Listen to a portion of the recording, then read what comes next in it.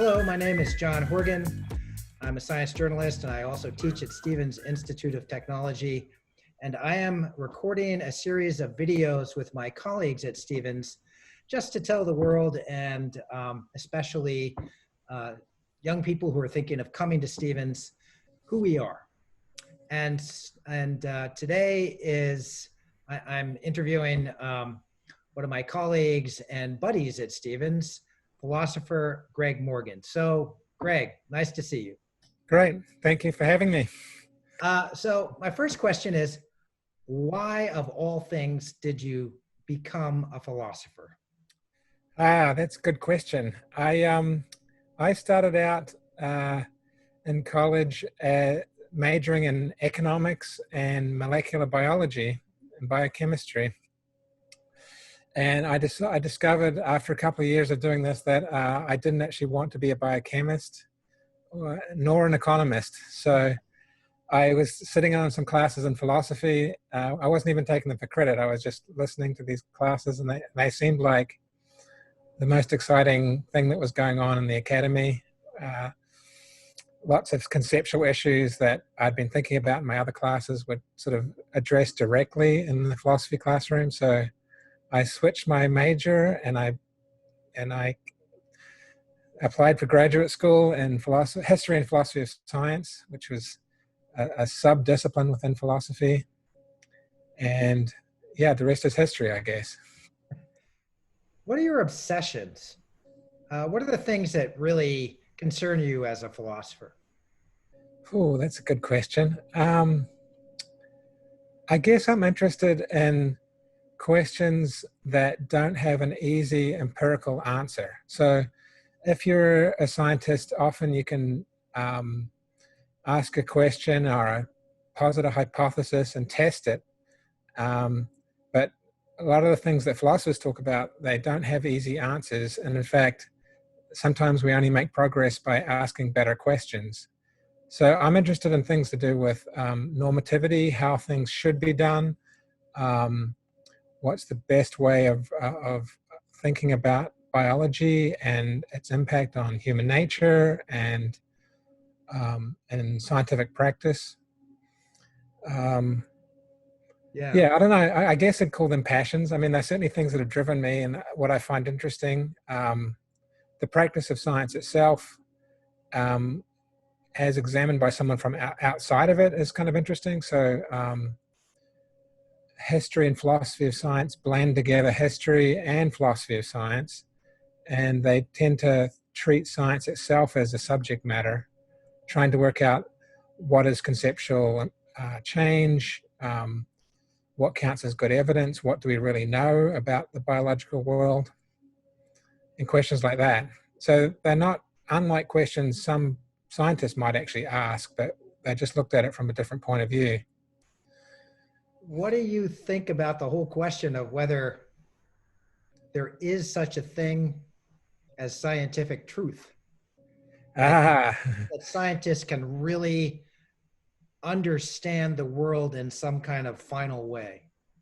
Well, I think I tend to be a bit more optimistic than a lot of my colleagues in the humanities because I actually believe in scientific reality. Of course, it's a separate question whether or not we've made it there and we know it.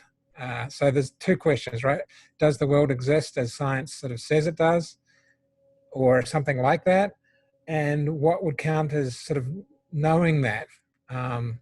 One would call sort of an ontological question of scientific realism, and then the second one would be more of an epistemological question. How much evidence do we need before we should believe these things and make policies that are based on scientific truths? So unlike some people who think that reality is socially constructed or something like that, I tend to reject that view. I think we're both smiling here because we're thinking of a colleague, a wonderful historian of science who just left Stevens recently named James McClellan, very distinguished historian of science, who doesn't think that there's such a thing as absolute truth and that science is just giving us a series of stories that that tell us about the world, and it's a challenging view. And And I agree with you. I think it's ultimately, it doesn't hold up. I think in some ways science does give us some true answers, but that's my segue to another question to you. You teach bioethics. To what degree is there, I don't know, a body of principles? Well, first of all, explain what bioethics is, and then I'll ask you my question about. Well, actually, I've only taught bioethics once. I tend to actually teach environmental ethics and business ethics a lot more at Stevens. I see. But the similar questions can be asked, like what body of principles can you use, and is there any consensus about what they should be? Yeah.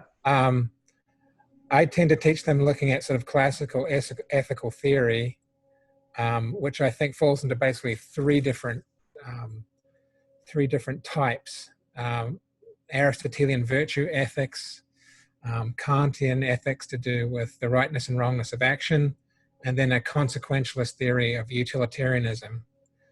And what I tell my students often is that all three theories can't be true at the same time, but often they give the same answer to a scenario that you might be considering. So there's a certain amount of robustness in some of the conclusions that you can draw when you're given an ethical analysis.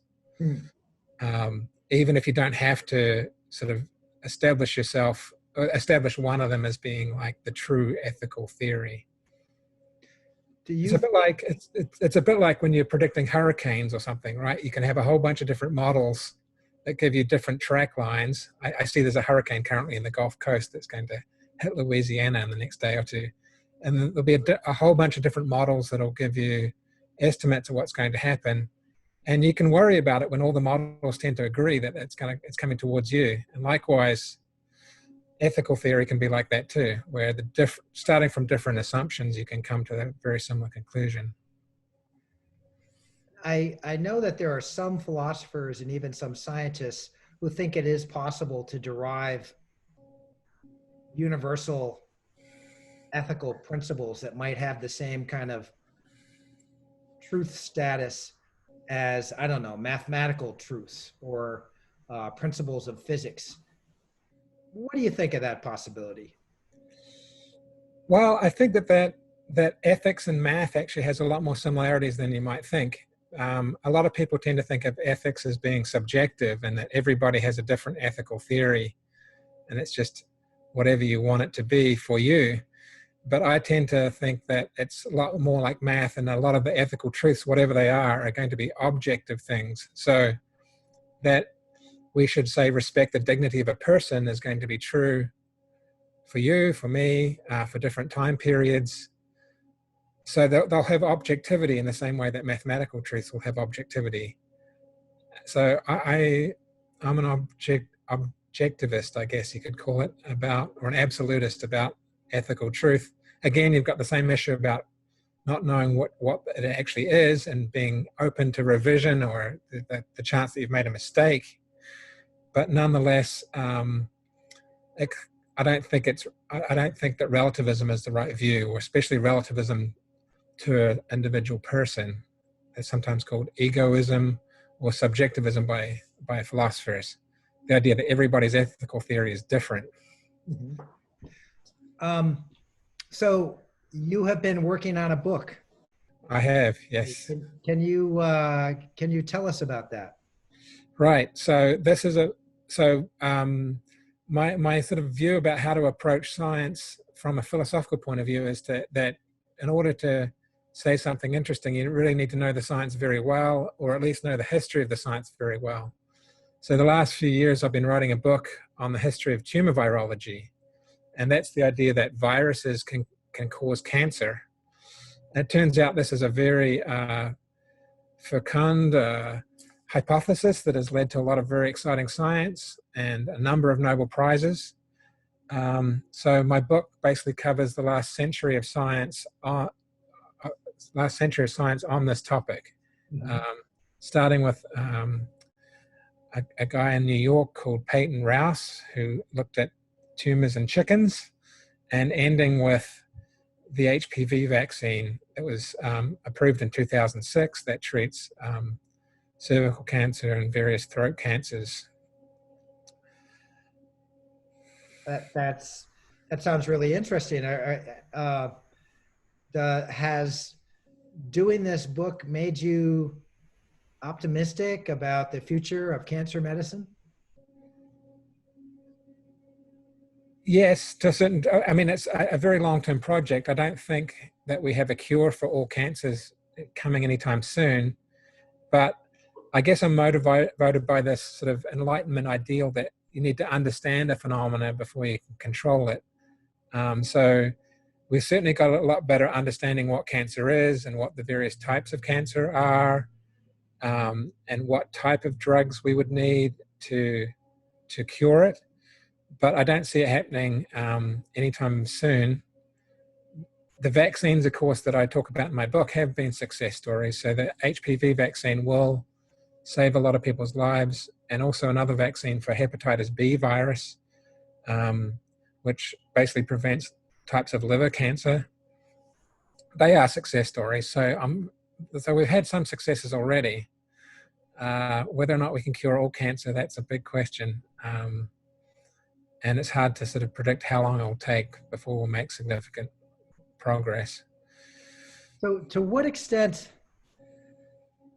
do your own personal obsessions and the things that you do research on and write about end up in your classes or influencing how you teach?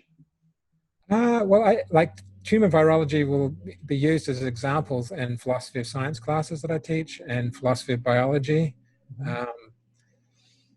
But sometimes the things that I'm researching are very narrow, whereas a lot of my classes will cover a lot more ground. So they won't be the primary focus of my classes. They'll just be used to illustrate some more broader ideas, I think.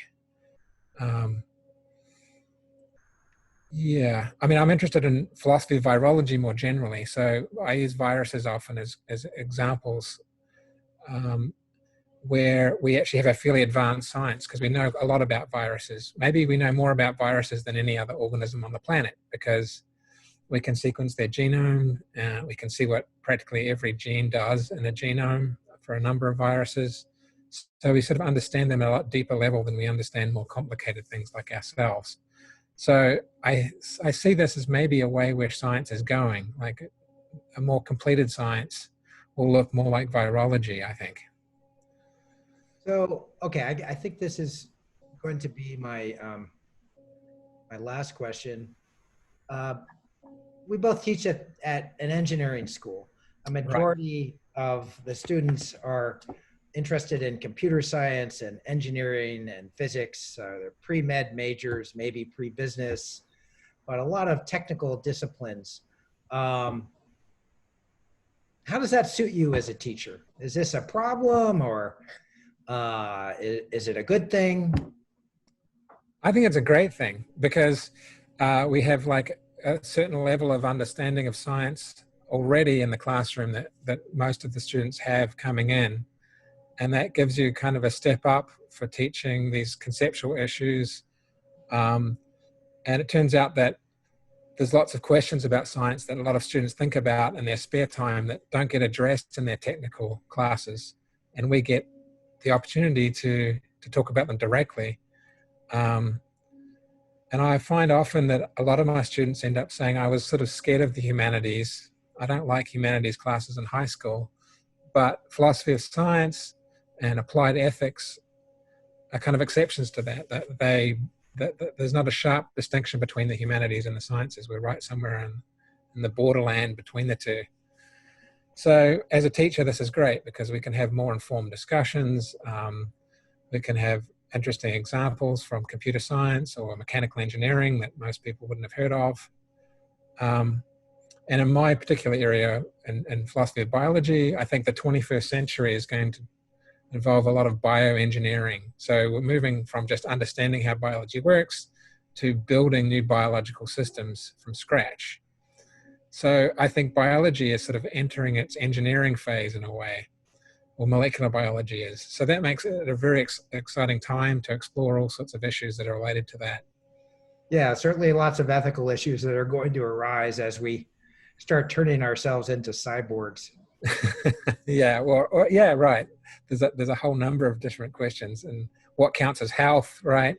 What the goal should be, how much freedom people should have to say modify the germline or choose their children. I mean, there's a whole host of different questions that we can consider. All right. Thanks a lot, Greg. This is Okay.